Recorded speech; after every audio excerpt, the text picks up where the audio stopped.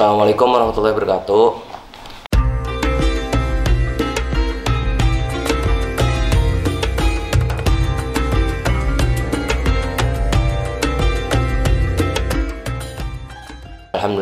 Alhamdulillahilladzi arsala rasulahu bil huda wa dinil haq liyudhhirahu 'ala dini kullihi wa kafa billahi syahida. Asyhadu an la ilaha illallah wa asyhadu anna Muhammadan abduhu wa rasuluh alladzi la nabiyya ba'da. Allahumma sholli ala Muhammad wa ala ali Muhammad kama shallaita ala Ibrahim wa ala ali Ibrahim. Pertama-tama marilah kita panjatkan rasa syukur kita kepada Allah Subhanahu wa taala yang mana atas rahmatnya dan karunia-Nya kita masih diberikan kesempatan dan kesehatan untuk bertemu lagi di kurma kali ini. Tidak lupa pula selawat serta salam kepada junjungan kita Nabi Allah Muhammad Sallallahu Alaihi Wasallam dan juga kepada keluarganya, kepada sahabatnya, serta kepada umat-umatnya. Semoga kita semua mendapatkan syafaat di hari akhir kelak.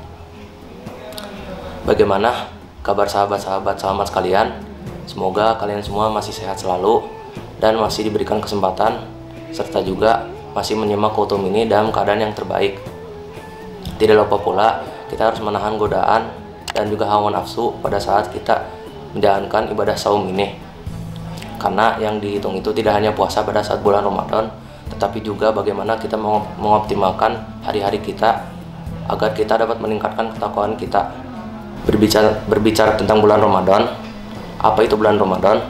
Bulan Ramadan merupakan kesempatan emas bagi kita semua kaum muslimin agar kita meningkatkan keimanan kita kepada Allah Subhanahu wa taala. Sahabat Saman, bulan Ramadan ini merupakan bulan yang spesial. Bulan ini memiliki beberapa keistimewaan yang tidak dimiliki oleh bulan lainnya. Beberapa keistimewaan tersebut antara lain, pertama, bulan ini sering disebut sebagai bulan Syahrul Mubarak atau bulan yang dipenuhi oleh keberkahan. Pada saat bulan Ramadan, semua pintu surga itu dibuka, sedangkan pintu neraka itu ditutup, dan juga semua syaitan itu diikat. Tidak hanya itu, bulan Ramadan juga disebut sebagai fasilitas penghapusan dosa-dosa besar kita. Mengingat semua keistimewaan di atas, sangat disayangkan apabila kita meninggalkan semua kesempatan tersebut di bulan Ramadan tanpa ada usaha yang maksimal. Selain itu juga, bulan Ramadan ini memiliki keistimewaan satu lagi, yaitu peristiwa yang sangat penting di sejarah Islam. Peristiwa ini disebut sebagai peristiwa malam Lailatul Qadar. Nah, apa itu malam Lailatul Qadar? Malam Lailatul Qadar ini merupakan malam diturunkannya ayat Al-Quran untuk pertama kalinya. Dan ayat Al-Quran tersebut merupakan ayat dari surat Al-Alaq ayat 1 yang bunyinya seperti berikut. A'udzubillahi minasyaitonirrajim. Bismillahirrahmanirrahim. Iqra bismi rabbikal ladzi khalaq. Nah, kalimat ayat tersebut diawali dengan kata Iqra yang artinya kata perintah dari baca. Ini membuktikan bahwa kita sangat dianjurkan untuk membaca Al-Quran dan memperdalamnya. Seperti contoh adalah tilawah Al-Quran. Apa itu tilawah Al-Quran?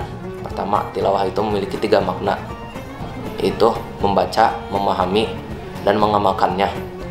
Sebagaimana bahwa membaca Al-Quran itu merupakan sebaik-baiknya amal soleh. Dalam sebuah hadis disebutkan bahwa khairukum man ta'allamal Qur'ana ma'allamah.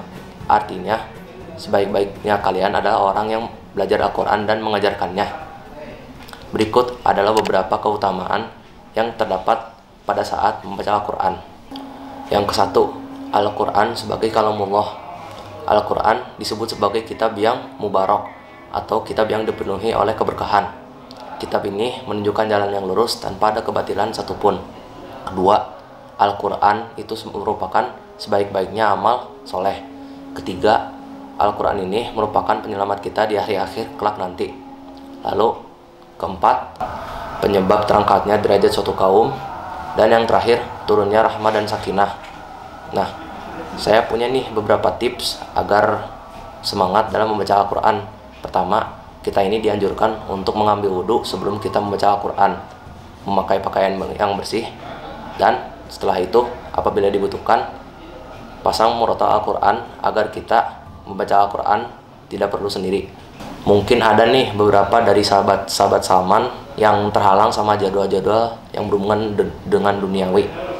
Nah, maka dari itu jangan sampai itu menghalangi kita untuk tidak pernah menyentuhnya. Selain itu juga jadikan Al-Quran sebagai landasan pedoman hidup kita. Mengapa? Karena Al-Quran ini merupakan kitab yang diturunkan paling terakhir. Tidak ada keraguan lagi yang ada di dalamnya, dan juga apa yang dikandungnya itu merupakan sebaik-baiknya petunjuk yang ada di dunia dan di akhirat. Sahabat Salman sekalian, semoga Allah meridhoi semua usaha dan tawakal kita kepadanya agar kita semua selamat di dunia dan di akhirat. Amin. Wallahu a'lam bishawab. Hanya Allah yang mengetahui segala apa yang ada di dunia dan di akhirat. Mungkin cukup sekian dari khutum saya. Mohon maaf apabila ada yang salah atau salah arti, karena saya ini masih belajar. Mohon maafkan. Saya tutup khutum ini dengan bacaan doa akhir majelis dan alhamdulillah. Alhamdulillahirrahmanirrahim. Subhanakallahumma wa bihamdika asyhadu an la ilaha illa anta astaghfiruka wa atubu ilaik. Terima kasih. Wassalamualaikum warahmatullahi wabarakatuh.